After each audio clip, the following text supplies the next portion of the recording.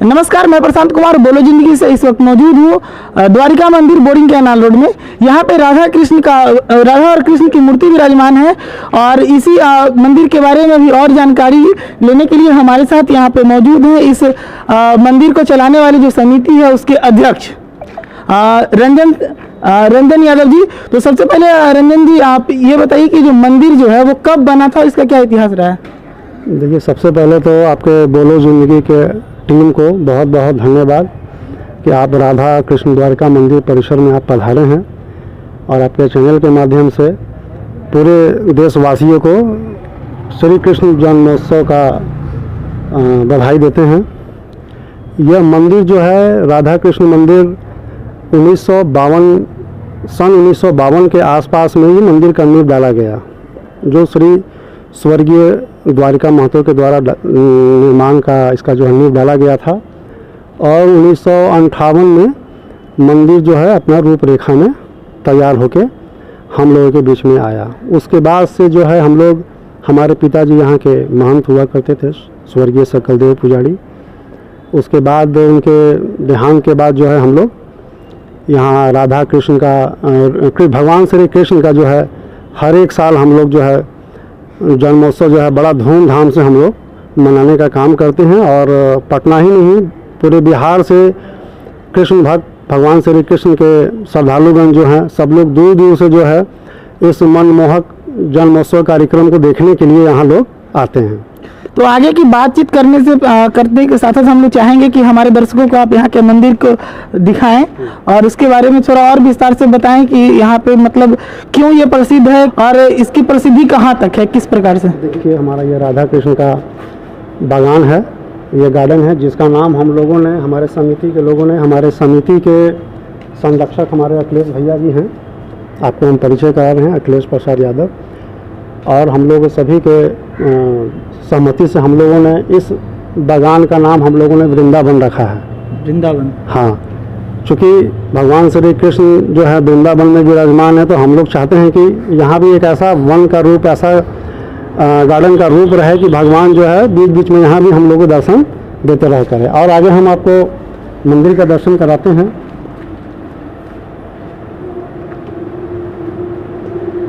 ये हमारा मंदिर का अंदर का प्रांगण है। ये मंदिर का द्वार हुआ, गर्भगृह जिसको हम लोग बोलते हैं। उसमें भगवान श्री कृष्ण, बहुत पुराना मूर्ति है, बहुत ही शक्तिशाली।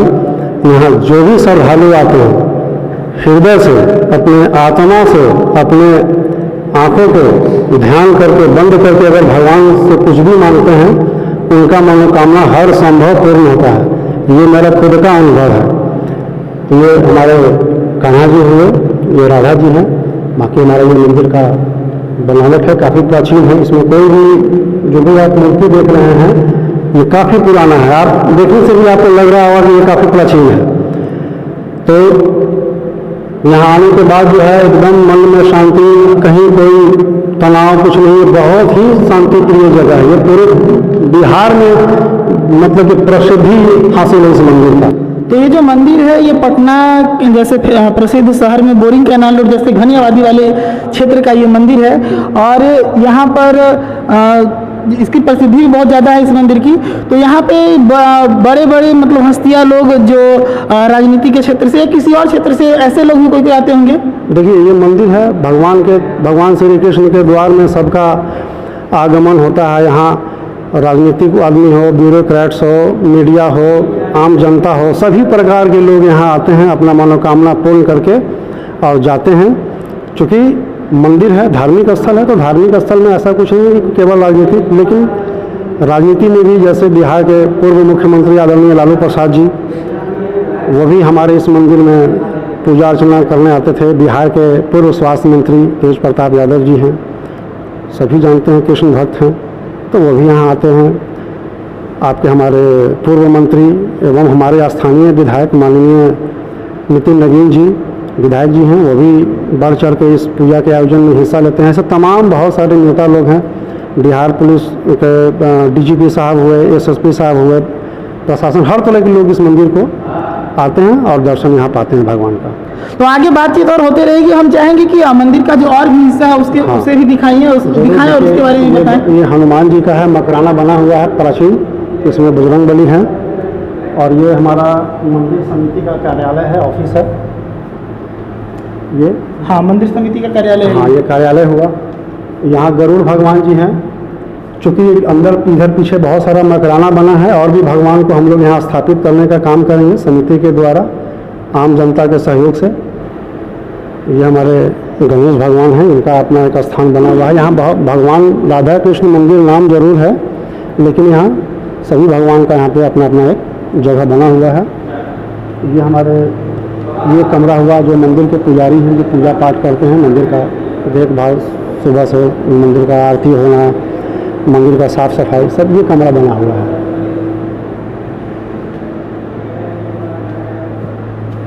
ब्रह्मा जी हैं, यहाँ पे भी है, मकराना बना हुआ है। ये हमारा परिक्रमा मार्ग है, इसमें हम लोग भगवान श्री कृष्ण का परिक्रमा होता है। आइए आपको भोलेनाथ का दर्शन करें। ये बाबा भोलेनाथ का मंदिर है, पूरे परिवार के साथ शिव जी का यहाँ पे है। वहाँ पे भगवान गणेश भगवान हैं, मंदिर, ये मंदिर है।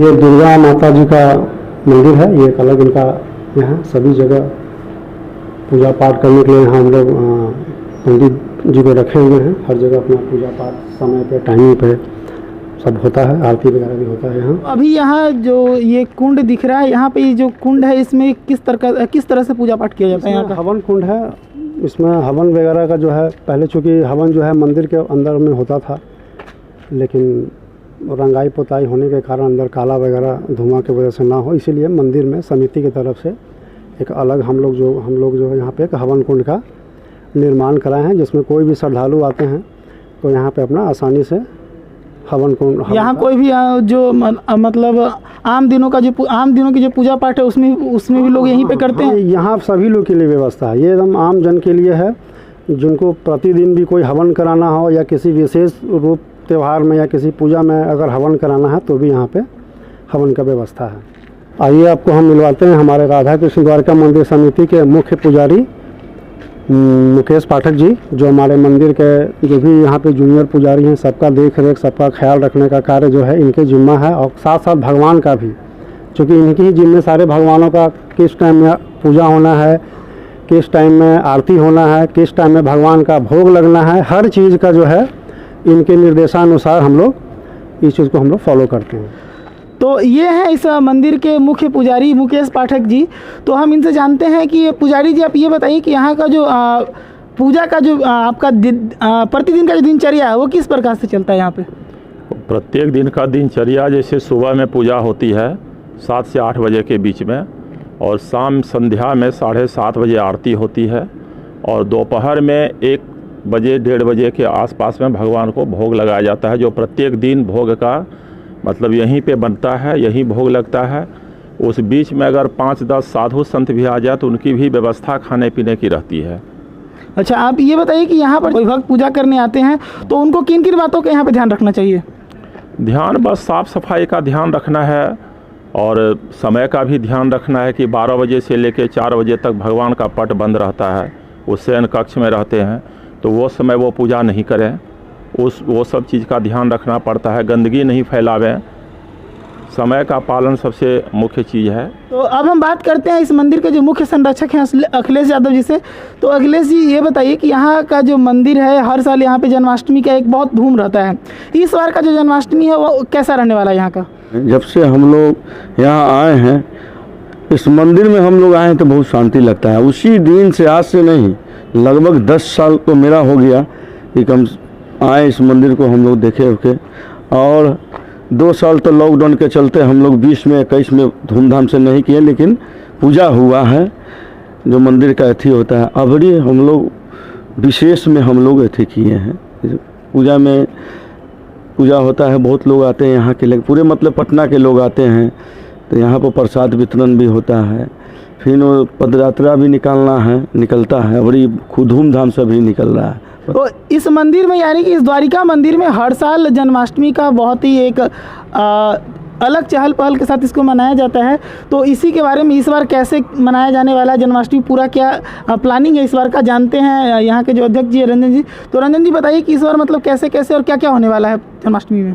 चूँकि हमारे मंदिर के संरक्षक अखिलेश भैया ने बताया कि इधर लगातार कोरोना वायरस के कारण जो है 2 साल मंदिर में जन्माष्टमी थोड़ा फीका हुआ, भगवान का पूजा हुआ लेकिन थोड़ा फीका रूप में जन्माष्टमी हम लोग मनाए। लेकिन इस बार सरकार का गाइडलाइंस वैसा कुछ नहीं है, गाइडलाइंस कि पूजा जो है भीड़ भाड़ ना हो, इस तरह का कुछ अभी तक तो आया नहीं है। तो इस बार हम लोगों का है कि समिति की तरफ से हम लोगों ने बृहद रूप से एक भव्य जो है भगवान का हम लोग श्री कृष्ण का रूपांतरण, नाट्य रूपांतरण बनाकर हम लोग रथ पे बैठा के भगवान श्री कृष्ण को और राधा जी को हम लोग इसी मंदिर परिसर से हम लोग झांकी निकालने का हम लोग काम कर रहे हैं। उसके बाद जो है इस राधा कृष्ण द्वारिका मंदिर मोहल्ले के बहुत सारे बच्चे हैं जो उन लोगों का एक टीम बनाया गया है। टीम बना के हम लोग यहाँ इस कैंपस में ही दही हांडी मटकी फोड़ का हम लोग कार्यक्रम करने जा रहे हैं। उसमें मटकी फोड़ होगा, जो प्रतिभागी जो जीतेंगे उनको हम चाहेंगे कि जो मतलब ये पूरा घटनाक्रम है ये जन्माष्टमी से लेकर शायद कृष्ण जी का षष्ठी तक का है। तो तिथि के अनुसार बताइए किस दिन क्या होने वाला है। 19 अगस्त को भगवान श्री कृष्ण का जन्मोत्सव कार्यक्रम इस मंदिर में मनाया जा रहा है। जो भगवान का जन्म सभी को ज्ञात है, रात्रि 12 बजे भगवान का जन्म होता है। जन्म होने के बाद माखन मिश्री जो है प्रसाद के रूप में सभी श्रद्धालुगण को, यहाँ जो भी लोग आते हैं उनको दिया जाता है। उसके बाद 19 के बाद लगातार 6 दिन तक यहाँ भजन कीर्तन भगवान का प्रसाद वितरण कार्यक्रम चलते रहता है। उसके बाद 24 तारीख को छठिहार का कार्यक्रम यहाँ होगा। पंडित जी के द्वारा हवन वगैरह सब किया जाएगा। हवन होने के बाद फिर हम लोग जो है यहाँ पे हम लोग 4:30 बजे के आसपास दही हांडी का कार्यक्रम, जो मोहल्ले के जो राधा कृष्ण द्वारिका मंदिर के जो भी मोहल्ले के जो लड़के हैं, स्टूडेंट हैं, स्कूल में पढ़ने वाले, कॉलेज में पढ़ने वाले, उन लोगों का एक टीम बनाया गया है। उस टीम के माध्यम से हम लोग यहाँ दही हांडी 4:30 बजे 24 तारीख को फोड़ने का कार्य करेंगे। और इस बार का हमारा प्लान है कि जो कृष्ण, जिनको हम लोग, जिस बच्चे को कृष्ण बनाया जाएगा उसी कृष्ण के माध्यम से वो मटकी फोड़वाना है। उसके बाद जो है मटकी फूटने के बाद जो है भगवान जब मटकी फोड़ेंगे, माखन खाएंगे, उसके बाद उनको रथ पे सवार करके राधा के साथ हम लोग पटना के ये बोरिंग कैनाल रोड होते हुए राजापुल, बोरिंग रोड, चौराहा, पंचमुखी होते हुए उनका शोभा यात्रा 5:30 बजे या 6 बजे के बीच में हम लोग निकालने का काम करेंगे। तो ये थे रंजन जी और बता रहे थे कि जो इस बार का जन्माष्टमी है किस प्रकार से यहाँ द्वारिका मंदिर में मनाया जाना है। तो अब हम वापस चलते हैं इस मंदिर के पुजारी जी के पास और उनसे हम जानते हैं कि ये मंदिर चूँकि बहुत पुराना है तो पहले यहाँ पे किस प्रकार से मनाया जाता था और लगभग कब से इस चीज़ की, इस प्रथा की यहाँ पे शुरुआत हुई थी। पुजारी जी अब हमें ये बताइए कि जो जन्माष्टमी की जो शुरुआत है यहाँ पर वो कब से हुई है। हम तो करीब इस मंदिर में 40 साल से कराते आ रहे हैं और 40 साल से रंजन जी के पिताजी थे श्री सकलदेव पुजारी नाम था उनका, उनके तत्वाधान में सारा कार्य होता था। और उनके चले जाने के बाद इधर 10 साल से रंजन जी सारा सब चीज़ देख रहे हैं, सब वही करवा रहे हैं। और उनके साथ श्री अखिलेश जी जो हैं ये पूरी तरह से मददगार, हम लोग के मदद के रूप में सारा सब चीज़ करते हैं इधर 10 साल से। इसके पहले इनके पिताजी करीब 30 साल मेरे साथ रहे और वही सारा सब कार्य करवाते थे यहाँ पे, और उन्हीं के साथ हम रहे हैं और उन्हीं के समय से ही हम करते आ रहे हैं इस मंदिर में। तो थोड़ा सा ये भी बताइए कि आज से पहले इस बार जो जन्माष्टमी आने वाली है उससे पहले, यानी कि हम बात करें पुराने समय की, यहाँ पर किस तरह से मनाया जाता था जन्माष्टमी पहले की जन्माष्टमी तो थोड़ा सादा सादी ही रहता था, लेकिन इधर 10 साल से जो है बहुत धूमधाम से मनाया जाने लगा। झांकी भी निकाला जाता है। जिस दिन छठियार रहता है भगवान का उस दिन 500-1000 आदमी का मतलब प्रसाद भोजन का भी इंतजाम किया जाता है। मालपुआ है, माखन मिश्री 56 प्रकार का भोग लगता है। उस दिन जितने भी श्रद्धालु आते हैं सब के लिए व्यवस्था यहाँ पे मौजूद रहता है, प्रसाद का, भोजन का, सब चीज़ का। अभी हमारे यहाँ मंदिर के जो अध्यक्ष जी है रंजन जी, उन्होंने बताया कि यहाँ पर लालू यादव भी पूजा करने आते थे। जी। तो ये लगभग कब की बात है और तब कैसा माहौल रहता था यहाँ पे? वो तो ईस्वी तो हम नहीं बता सकते हैं, लेकिन करीब 20 साल पहले आते थे वो। और उस समय लालू जी भी आते थे, राबड़ी देवी भी आती थी। उस समय का जो माहौल रहता था, भीड़ भाड़ तो बहुत रहती थी। उसके बाद बीच बीच में हमारे यहाँ के जो अभी माननीय विधायक श्री नितिन नवीन जी हैं, उनके भी देख रेख में वो बीच बीच में जन्माष्टमी में हम लोग बोलते हैं तो आते हैं, सारा देख रेख सब चीज़ उनका भी रहता है। किसी भी तरह कोई समस्या हुई हो तो वो भी हम लोग को सहयोग करते हैं। तो ये थे इस मंदिर के मुख्य पुजारी और बता रहे थे कि किस प्रकार से यहाँ पहले से जन्माष्टमी मनाया जा रहा है, बहुत पुराने समय से। बोलो जिंदगी से प्रशांत कुमार, धन्यवाद।